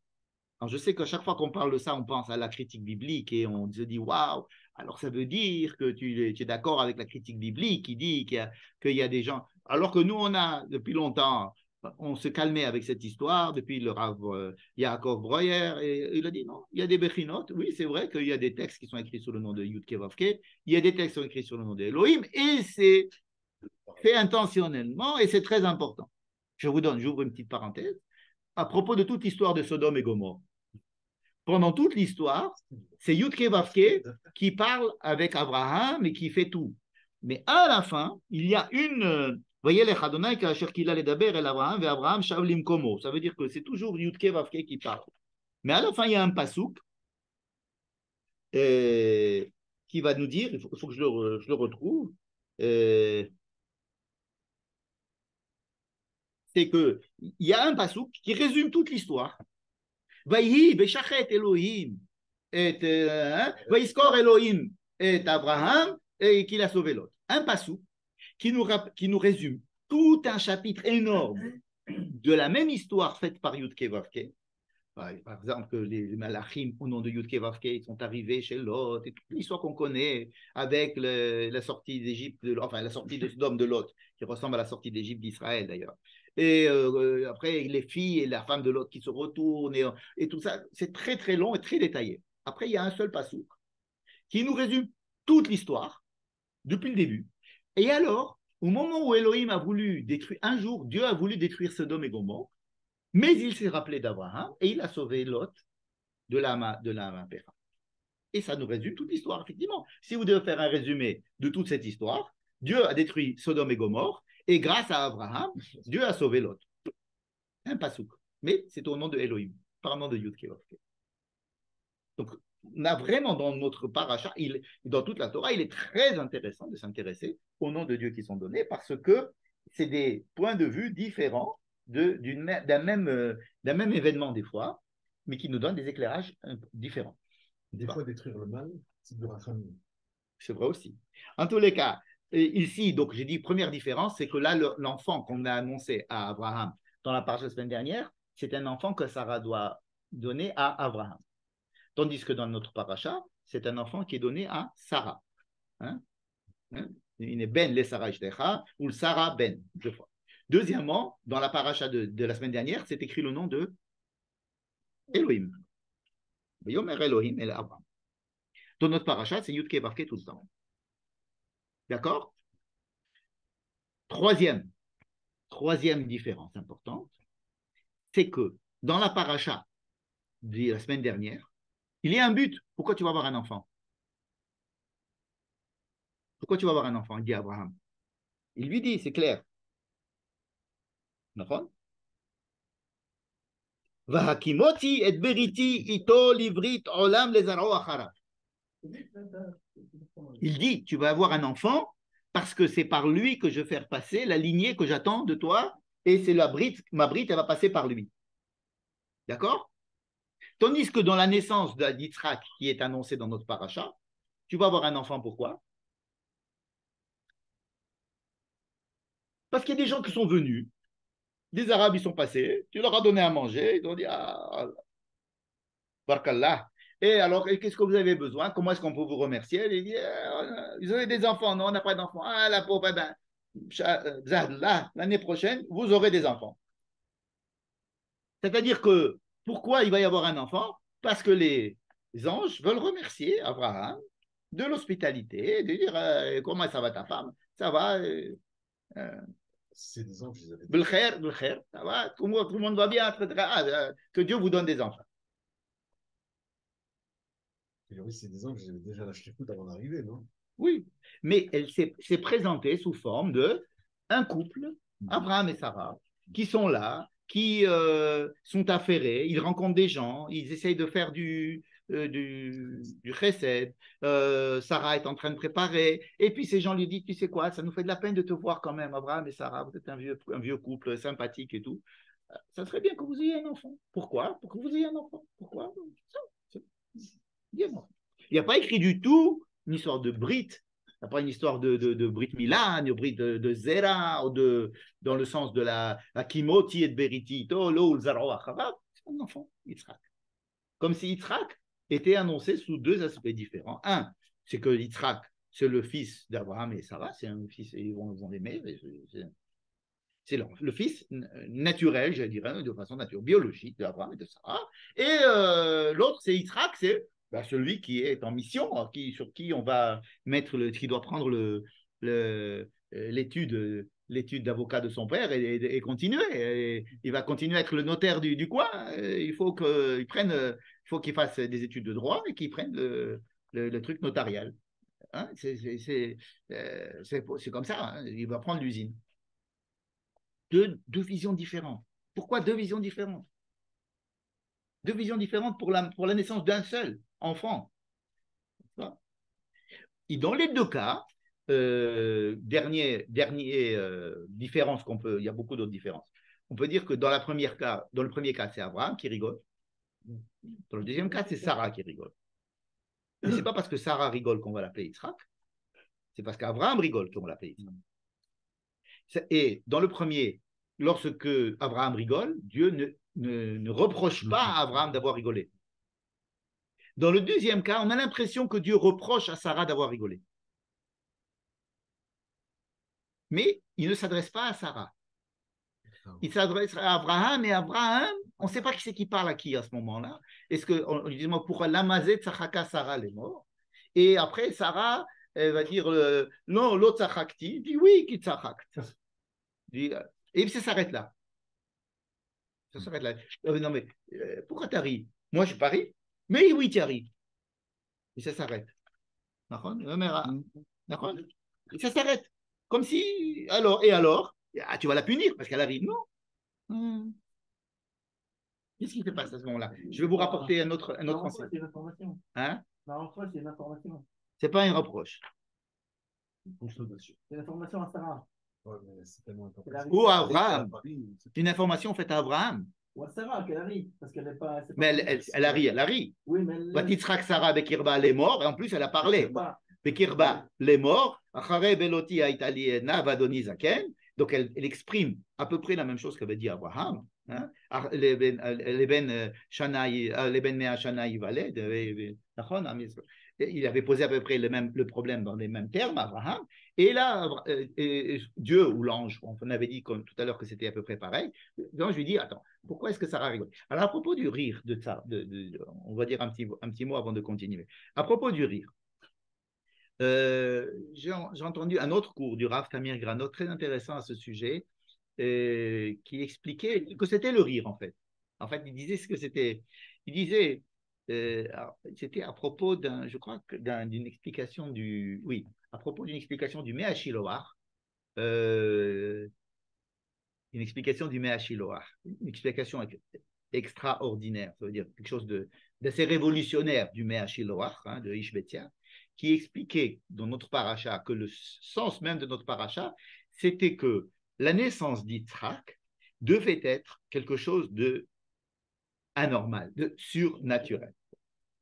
Et on se rend compte, c'est-à-dire que faire naître un gosse d'un père 100 ans, il faut que tout le monde soit bien conscient que c'est une blague. Ça veut dire que on les amène à un point on les triture, on leur dit à 75 ans tu vas avoir un gosse, et après on les laisse c'est une blague, c'est-à-dire on se moque d'eux. C'est une plaisanterie. C'est comme si on dirait, écoute, c'est une plaisanterie ton histoire. Mais vraiment pour être gentil, c'est une plaisanterie. Tu te moques de moi. C'est ça. C'est ce que dit Abraham. C'est une plaisanterie. C'est un décalage par rapport à. Et c'est exactement ce que Dieu veut. C'est qu'on ressente que la naissance d'Isaac est quelque chose. C'est une plaisanterie. En fait, l'existence du peuple d'Israël sera une plaisanterie. C'est vrai. On rigole pas tous les jours. Alors on rigolera. Zimale Sechok Pinoul Shonen Urina. Comme on dit, un jour on rigolera. Mais pour l'instant, on ne peut pas rigoler. Le seul qui rigole, c'est Ishmaël. Mais Tzachek, il rigole maintenant. Parce que lui, il prend le. Non, le Messarek d'Ishmaël et le Messarek de Tzachek. Et voilà. Un, il est au futur, l'autre, il est au présent. C'est-à-dire que ça veut dire que le tzrok de Yitzhak, tu ne peux t'en réjouir que dans le futur. Tu ne peux pas t'en réjouir dans le présent. Celui qui se réjouit dans le présent, ça veut dire que comme si c'était le Mashiach est déjà venu, si tu veux, ou tout va bien dans le meilleur des mondes. Non, Yitzhak n'est pas là pour dire que tout va bien dans le meilleur des mondes. Tout ira bien dans le meilleur des mondes dans le futur. Mais celui qui va dire à Yitzhak, mais non, allez, c'est super, on a tout. On a notre père, il est riche. Viens, on va aller Tzachek tout de suite. Il dit non, ça c'est très dangereux pour Yitzhak. Il est Metzachek Ayom. Yitzhak, il doit rester avec le Yitzhak dans le futur. Bon, bref. Je voulais ouvrir la petite parenthèse du Mea Shiloach. Qu'est-ce que dit le Mea Shiloach? Que Yitzhak est venu dans le monde pour annoncer que Hakol Bidei Shamayim, Afilu Yirat Shamayim. Afilu Yirat Shamayim. C'est quelque chose de terrible parce que tous les rabbins disent Hakol Bidei Shamayim, Chutz Mirat Shamayim. Tout est entre les mains de Dieu, sauf le libre arbitre. Et là, Yitzhak viendrait dire tout est entre les mains de Dieu, y compris le libre arbitre. Comme dirait, c'est le Mektoub qui a raison. C'est le Mektoub qui a raison. Ça veut dire que c'est aussi dicté par Dieu. Et c'est vrai, quand on voit l'histoire de Yitzhak, il creuse un puits, il voit pas, il dit non, les autres, les Arabes, ils l'ont pris. Bon, ok, on va prendre notre puits, on va creuser notre puits. Non, les Arabes, ils l'ont pris. Bon, d'accord, ils ont pris. Après, ils ont pris un puits et ils ne se sont pas pris. Ah, ben alors voilà, ça veut dire que c'était ce puits-là qu'il fallait faire depuis le début. Mais alors, on va voir aller. Hein. Ouais, il va dire alors, c'est qui que je vais bénir? Je vais bénir. Comment je vais faire pour le bénir? Eh ben, je vais m'enivrer, je vais bien manger. Comme ça, la bracha va venir toute seule. Je ne veux pas réfléchir sur les. Je vais voir ce que Dieu va mettre dans la bouche, je le bénirai. Qui c'est que je vais bénir? Ben, celui qui est le premier qui vient, il sera. Après l'autre, il vient. Alors ça veut dire que Dieu aussi il a voulu que ça soit. C'est-à-dire, je fais ce que Dieu veut. Comment je vais bénir mon fils? Comment je fais bénir mon fils? Amène-moi à manger. Et je vais bien manger, je vais bien, je vais être bien rassasié. Et puis après, je te dirai, Barachallah. Dieu bénisse, Mishmané à Aretz, Dagan Vetirosh, etc. Pourquoi il a besoin de bien manger, de bien boire pour pouvoir bénir? Parce qu'il dit pour pouvoir bien boire, pour pouvoir bénir, il faut simplement mettre dans l'état de la bénédiction. Et c'est quoi l'état de la bénédiction? C'est de se laisser faire par Dieu, c'est Dieu qui va. C'est-à-dire qu'il se laisse tout. Yaakov, il lui a volé le truc, il dit alors Dieu, il a voulu que Yaakov aussi me vole le truc. Alors là, c'est Dieu qui a voulu. Toi aussi, tu es venu, alors toi aussi. Après, il dit, non, ta mère, elle a dit qu'il faut que tu ailles chez Laban. Pas chez Laban. Ça veut dire que Yitzhak, il est tranquille. Il va avec son père. Son père, il lui dit, on va faire un sacrifice, mais où est-ce qu'il est l'agneau? Il lui dit, Dieu, je crois que Dieu il va nous montrer. Elohim, c'est les rolas bénis. Les rolas bénis. Je crois que c'est toi qui va y passer. Ah, c'est moi qui vais y passer, c'est pas grave. Tu dois tuer, hein? Il me dit, Gauthier, tu veux que je t'aide à m'attacher? Ça veut dire, c'est Dieu qui décide. C'est-à-dire que tout vient de Dieu et le Machiloir dit c'est une chose extrêmement très précieuse, très vraie que les hommes ne sont pas capables dans ce monde-ci de comprendre, mais il fallait qu'il y ait quelqu'un qui soit représentant de cette idée forte et c'était Yitzhak. C'est ça les Gvorot. Le Gvorot, c'est de se dire, de prendre tout. Alors Yitzhak c'est Martou. Et oui, tu vois, alors qu'on a l'impression que c'est les musulmans qui sont Maktou. On dit Ishmaël qui encore une fois. Non, parce que tout est Maktou. Non, je n'ai pas dit le mot Maktou pour Ishmaël. Je n'ai pas dit que tout est Maktou pour Israël. J'ai dit que Ishmaël, il veut profiter de l'instant. Il veut profiter de l'instant. Et Israël, il dit, un jour on comprendra. Ok. Un jour on comprendra et je crois en Dieu qu'un jour on comprendra que c'est ça que Dieu a voulu. Donc il reçoit tout ce qui se passe avec soumission, complètement soumission, le sourire. Mais il n'en rigole pas. Il n'en rigole pas. Il n'en rigole pas. Il sait que le bénéfice n'est pas immédiat et qu'on ne connaîtra le bénéfice qu'à un moment donné où on comprendra tout. D'ailleurs, le Méachiloir est très convaincu de cette idée et il dit un jour on comprendra tout le pourquoi des souffrances et on pourra pourquoi est-ce qu'il y a la mort et on comprendra que en fait la mort c'est pas si grave que ça et on comprendra ça. Il nous dit des choses, il nous dit mais on ne vit pas on n'est pas comme Yitzhak, il n'y a que Yitzhak. Et Yitzhak, on verra. Donc pour lui c'est. Et comment est-ce que c'est exprimé ça à Sarah? Parce que tout à l'heure, j'ai dit que Sarah, elle avait saisi des choses qu'Abraham n'avait pas saisies. C'est qu'il lui dit, la faute, tu fais une faute, tu as rigolé. Tu ne me crois pas en moi? Tu vas voir, je vais te... Mais tu as rigolé, toi, Sarah. Alors, tu as rigolé. Alors, je ne t'envoie pas de fils. Tu as fait une faute. Si tu as fait une faute, tu dois... Moi, j'ai dit, tu as rigolé, Sarah. Tu as rigolé, Sarah, n'est-ce pas? Elle dit non, je n'ai pas rigolé. Je dis mais si, tu as rigolé. Je dis non. Elle dit mais si, je t'ai vu, tu as rigolé. Moi, je sais que tu as rigolé. Alors, qu'est-ce qu'on attendrait de celui qui va dire mais tu crois pas en moi? Alors je te punis pour ça. Peu importe, quelle punition. Non, ton fils l'appellerait. Non, il ne le punit pas. Il ne la punit pas. Pourquoi il ne la punit pas? Parce que la promesse est faite avant. Non, parce qu'il lui dit la naissance d'Isaac, pour Isaac, il n'y a pas de faute. La notion de faute, elle vient de Dieu aussi. Il y a plusieurs sens de rigoler. Non, je ne parle pas du rire maintenant. Je parle de pourquoi est-ce que Dieu veut que Sarah prenne conscience qu'elle a rigolé, que Dieu le sait et que c'est ça que Dieu a voulu, c'est qu'elle rigole. Ta faute, même la faute, Dieu l'a voulu. Mais c'était une faute. Il le lui reproche. Il ne lui reproche pas. Il lui fait remarquer pour qu'elle comprenne qu'est-ce que c'est que cet enfant qui va naître. C'est un enfant qui croit, qui sait que même la faute a été décrétée par Dieu. Même le fait que tu rigoles et que tu as un manque de foi, c'est ce que moi, Dieu, j'ai voulu. Et j'ai voulu pour que tu saches que c'est de ça qu'il s'agit quand tu vas avoir un enfant qui s'appelle Israël. Regardez où c'est qu'il est allé, le Machiloa. Ça veut dire que comment est-ce que Dieu a enseigné à Sarah quelle était la nature de son fils Yitzhak, c'est qu'en lui faisant remarquer que même si elle avait fait une faute, entre guillemets, une faute de foi, hein, c'était Dieu aussi qui était là derrière. C'est un peu la idée, c'est l'envers de la Yirat Shamayim. Yirat Shamayim, Gam Yirat Shamayim. Ça veut dire... Et la faute aussi. Exactement. Ça veut dire à la fois, j'ai une foi en Dieu et je sais que même s'il y a une faute, c'est-à-dire que je dois tout faire pour ne pas qu'il y ait de faute. Mais une fois que la faute est faite, maktoub. Alors, on est tellement habitué à dire que c'est ça l'islam que vous avez compris pourquoi au début, j'ai du mal à plaquer des idées comme ça, que Ishmaël c'est l'islam et que... c'est-à-dire que c'est plus complexe que cela. Vous voyez, les choses sont plus complexes. C'est-à-dire que Yitzhak représente quelque chose qui est du domaine de Mekabel, Rol Malchut Shamaim, et dire que Yirat Shamaim afilouhi Mina Shamaim, Bidei Shamaim. Et ça, c'est l'idée du Meachiloach, qui est évidemment contredite par tous les autres rabbins. C'est que le Meachiloach. C'est pour ça que je mets ça en parenthèse, pour expliquer que Yitzhak doit arriver avec la conscience qu'il est extraordinaire. Il est extraordinaire. Ça veut dire que ce n'est pas normal. il faut que Abraham comprenne qu'il n'est pas normal. Mais en plus, il faut que Abraham comprenne que Sarah elle-même, elle va avoir un enfant. Et que Sarah comprenne qu'Abraham va avoir un enfant. Je vais m'expliquer.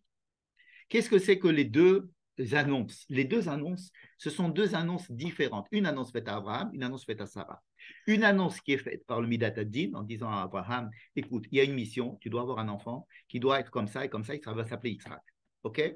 Et à Sarah, il lui dit non, ça se passe différemment, c'est humain, ce sont des gens qui viennent sous un contexte de Achnasat Orchim, et en partant on dit l'année prochaine tu auras un enfant si Dieu veut, et comme ça tout ira bien, et Be'ezrat Hashem, tout ira bien, machin, vous aurez un enfant, et c'est sous ce contexte-là de Rachamim, de Yutke Vavke, de gentil, pas de din, pas de mission, c'est un couple, que Sarah doit comprendre qu'elle doit avoir un enfant.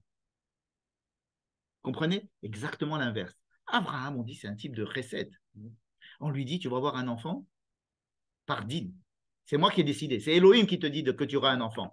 C'est avec la Brit Mila. C'est comme ça. Il faut que tu fasses et puis il va falloir que tu te débarrasses de Ishmaël. C'est comme ça. Et à Sarah, qui est entièrement avec le din et elle va lui dire, tu vois, c'est sympathique. Tu auras un petit enfant, toi aussi. Tu vas avoir un petit enfant comme ça. Et alors, elle rigole. Et alors, on demande à Abraham, Aïe, Sarah Ishtecha, où elle est Sarah? Hein? Et en même temps, on dit à Sarah, où est-ce qu'il est lui? Ayo, parce qu'il écrit, Elav, dans Aleph, Yud, Vav, il y a un point au-dessus. Ça fait Ayo. C'est-à-dire, en même temps qu'on demande à Abraham, Aïe, Sarah Ishtecha, on demande à Sarah, où est-ce qu'il est lui? En fait, pour avoir cet enfant, il faut qu'il y ait une maturation de compréhension qu'il y a ici, la naissance d'un grand paradoxe qui va naître. Un truc qui est anormal, un paradoxe. Israël, c'est le paradoxe.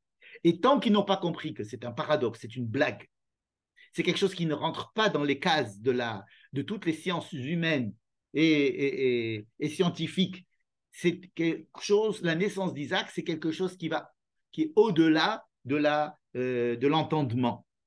Ce n'est même pas comme le fait d'avoir un enfant de Hagar. Parce que ça, c'est faisable. Avec une mère porteuse, on peut. Mais un enfant qui vienne de ce qu'on ne peut pas avoir d'enfant. Un enfant qui va être porteur de à la fois la mida d'Abraham, de Chesed, et à la fois la mida de Din. Ce n'est pas du Din pur et dur. C'est du Din qui vient avec du Chesed. Il faut que ça vienne d'Abraham. Mais Abraham lui-même, il ne peut pas le faire tout seul, il a besoin de Sarah. Ils ont besoin d'avoir. Et c'est comme ça que l'on va se rendre compte que dans notre paracha, il va y avoir deux forces contradictoires. Une, Dieu, il te demande de faire un truc, tu le fais. L'autre, c'est, pas du tout. Tout vient d'Abraham, je ne peux rien faire sans Abraham. Moi, je ne vais pas détruire Sodome et Gomorrhe, je vais voir ce qui se passe avec Abraham. Je vais voir ce qui se passe avec l'autre, je vais envoyer des gens, on va faire une hakira. Pourquoi est-ce qu'Abraham ne va pas, quand Dieu lui dit va prendre ton fils et tue-le, il ne va pas commencer à discuter comme il a discuté pour Sodome et Gomorrhe? Pour Sodome et Gomorrhe, tu discutes et pour ton fils, non. Parce qu'il ne s'agit pas de la même chose. Pour Sodome et Gomorrhe, il y a écrit, Dieu, il nous fait savoir, Dieu, il nous dit qu'il pense dans son cœur, dit, moi, j'ai besoin d'Abraham en tant que shoutaf. Et donc, Abraham, ça doit être un shoutaf en tant que Yudke Vavke. Hein? Yudke Vavke, c'est celui qui va prendre l'homme en considération énormément, comme le deuxième chapitre de la création du monde. Donc, on prend l'homme en considération, le côté humain. C'est ça le début. Vayera Adonai Yudke Vavke El Abraham. Vayera Elav. N'est-ce pas? Ça ne veut pas dire Abraham. Elav. C'est quelque chose d'intime, d'humain, de particulier, où on a besoin d'avoir le sentiment que Dieu et l'homme, Dieu ne fait rien sans l'homme et l'homme ne peut rien faire sans Dieu. On peut négocier, etc. Et il y a Elohim.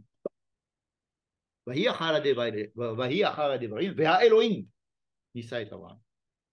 là, c'est Dieu qui demande.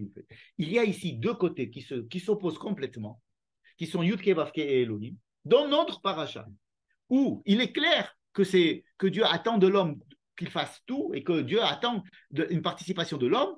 Et en même temps, il est clair que c'est Dieu qui décide même des choses qui sont contraires à l'homme le plus basiquement possible. On lui demande, tu prends ton fils, tu le tues. Et on voit qu'il y a les deux éléments dans notre paracha. Parce que c'est une paracha où on va naître le paradoxe. Du composite, de quelque chose qui va être. Le peuple d'Israël, il va être fabriqué de ce paradoxe. La naissance d'Isaac, c'est ce qu'on lit pendant Rosh Hashanah, c'est la naissance du peuple d'Israël qui va être le paradoxe. C'est un paradoxe. C'est une grande blague. C'est une grande blague à laquelle on ne peut pas rire tout de suite. On rira plus tard. Mais rire à la blague aujourd'hui, c'est de mauvais goût. De mauvais goût. On le renvoie, celui qui rigole tout de suite. Mais c'est une grosse blague. Et tant qu'Abraham n'a pas compris que c'est une grosse blague, et que Yitzhak et Sarah n'a pas compris que c'est une grosse blague, et que nous n'avons pas compris que c'est une grosse blague, alors on lu la paracha. La naissance d'Isaac, elle est si compliquée, si longue, avec tellement de complexes. Pourquoi est-ce qu'on est obligé d'aller du côté universel, le côté particulier, le côté de Yudke Vavke, le côté de Elohim, le côté de la mission et le côté de l'humain, le côté du din, le côté de la ahava et le côté de l'ira. Et la ahava, vous voyez, tous ces éléments, ils sont mis en exergue, en opposition à chaque fois, même avec des récits qui se répètent, qui se redoublent avec des aspects différents, pour nous dire que la naissance de ce peuple d'Israël, c'est une naissance extraordinaire, qui ne respecte pas les lois de la nature normale. Pourquoi tu dis la naissance du peuple d'Israël? Parce que Yitzhak, c'est le premier qui va naître du peuple d'Israël. Abraham, il n'est pas juif. À partir de qui? Yitzhak. Oui, évidemment. Mais on commence avec c'est Yitzhak qui va créer. On a dépassé l'heure, quelle heure il est? Ouh là là. Alors, c'est Yitzhak qui va commencer, qui va porter cette idée de surnaturel. Et après, Yaakov, il doit s'occuper de ça. Il doit intégrer ça, le surnaturel et le naturel. Mais le côté surnaturel, il vient d'Yitzhak. Le côté surnaturel, il vient d'Yitzhak. Et nous avons un côté surnaturel, un côté incompréhensible, contre lequel on est en permanence étonnés, nous et les autres. Voilà. Bon, je m'excuse d'avoir été un petit peu trop long. Passez une bonne soirée et merci d'avoir suivi ça. Je peux te poser une question, Michel? Avec grand plaisir. Qui c'est qui parle? C'est Alex. Salut, Michel. Alex, oui, avec plaisir, Alex. Alors, tu as évoqué justement une question que je m'étais posée Shabbat par rapport au fait que Dieu, il met un peu une peau de banane à Abraham quand il lui dit de tes entrailles sortira celui qui héritera de la terre. Ouais. Finalement, ça n'a pas été résolu. Il ne lui aura pas dit qui. D'accord. Donc aujourd'hui, les Arabes ont raison aussi de revendiquer. Enlève les Arabes, je n'ai pas parlé des Arabes. J'ai dit peu importe, les descendants d'Ishmaël ont droit de je ne sais pas qui sont les descendants d'Ishmaël. Non, Alex. Je n'ai pas dit que les Arabes sont les descendants d'Ishmaël, moi. Dans mon cours, je n'ai pas dit que les Arabes sont des descendants d'Ishmaël. Non, les descendants d'Ishmaël peuvent réclamer alors un droit à la terre. Sinon, Akash Bokhu aurait dit à Abraham. Parce que justement, à la base, il était possible que Ishmaël hérite d'Abraham, et ensuite, Abraham l'a déshérité. Il y a des lois de Hammurabi qui sont très claires. Lorsqu'un homme a une femme, et que cette femme ne peut pas avoir d'enfants, et qu'elle lui donne une autre femme qui aura des enfants à sa place, et que cet enfant, il a le droit d'hériter de son père, si le père n'a pas dit expressément devant tout le monde, cet enfant-là ne va pas mériter. Mais M' hériter. C'est une loi chez les Hammurabi. Et c'est exactement ça qui se passe dans notre paracha. C'est qu'Abraham déclare aux yeux et au vu de tout le monde que ce n'est pas Ishmaël qui va l'hériter. C'est tout. C'était de la même manière qu'on a écrit, qu'on a pensé que c'était Ishmaël, de la même manière c'est écrit que ce n'est pas Ishmaël. Donc bon, mais il pouvait dire à Akash Bokhu de manière expressément ce sera des entrailles de Sarah que sortira ton héritier. C'est écrit après que le Ishmaël ait échoué, on déclare que c'est Sarah, que c'est Yitzhak, et Abraham, de façon claire et nette, renvoie Ishmaël. La terre ne sera pas donnée à Ishmaël. C'est écrit dans le texte, ce n'est pas une interprétation du texte. C'est écrit clairement. C'est écrit clairement que Abraham a renvoyé Ishmaël et que c'est par Yitzhak que passera l'alliance. C'est écrit. Donc il n'y a pas d'équivoque à ce sujet. D'accord. Passez une bonne soirée, à bientôt. Merci beaucoup, Michel. Merci beaucoup, Michel.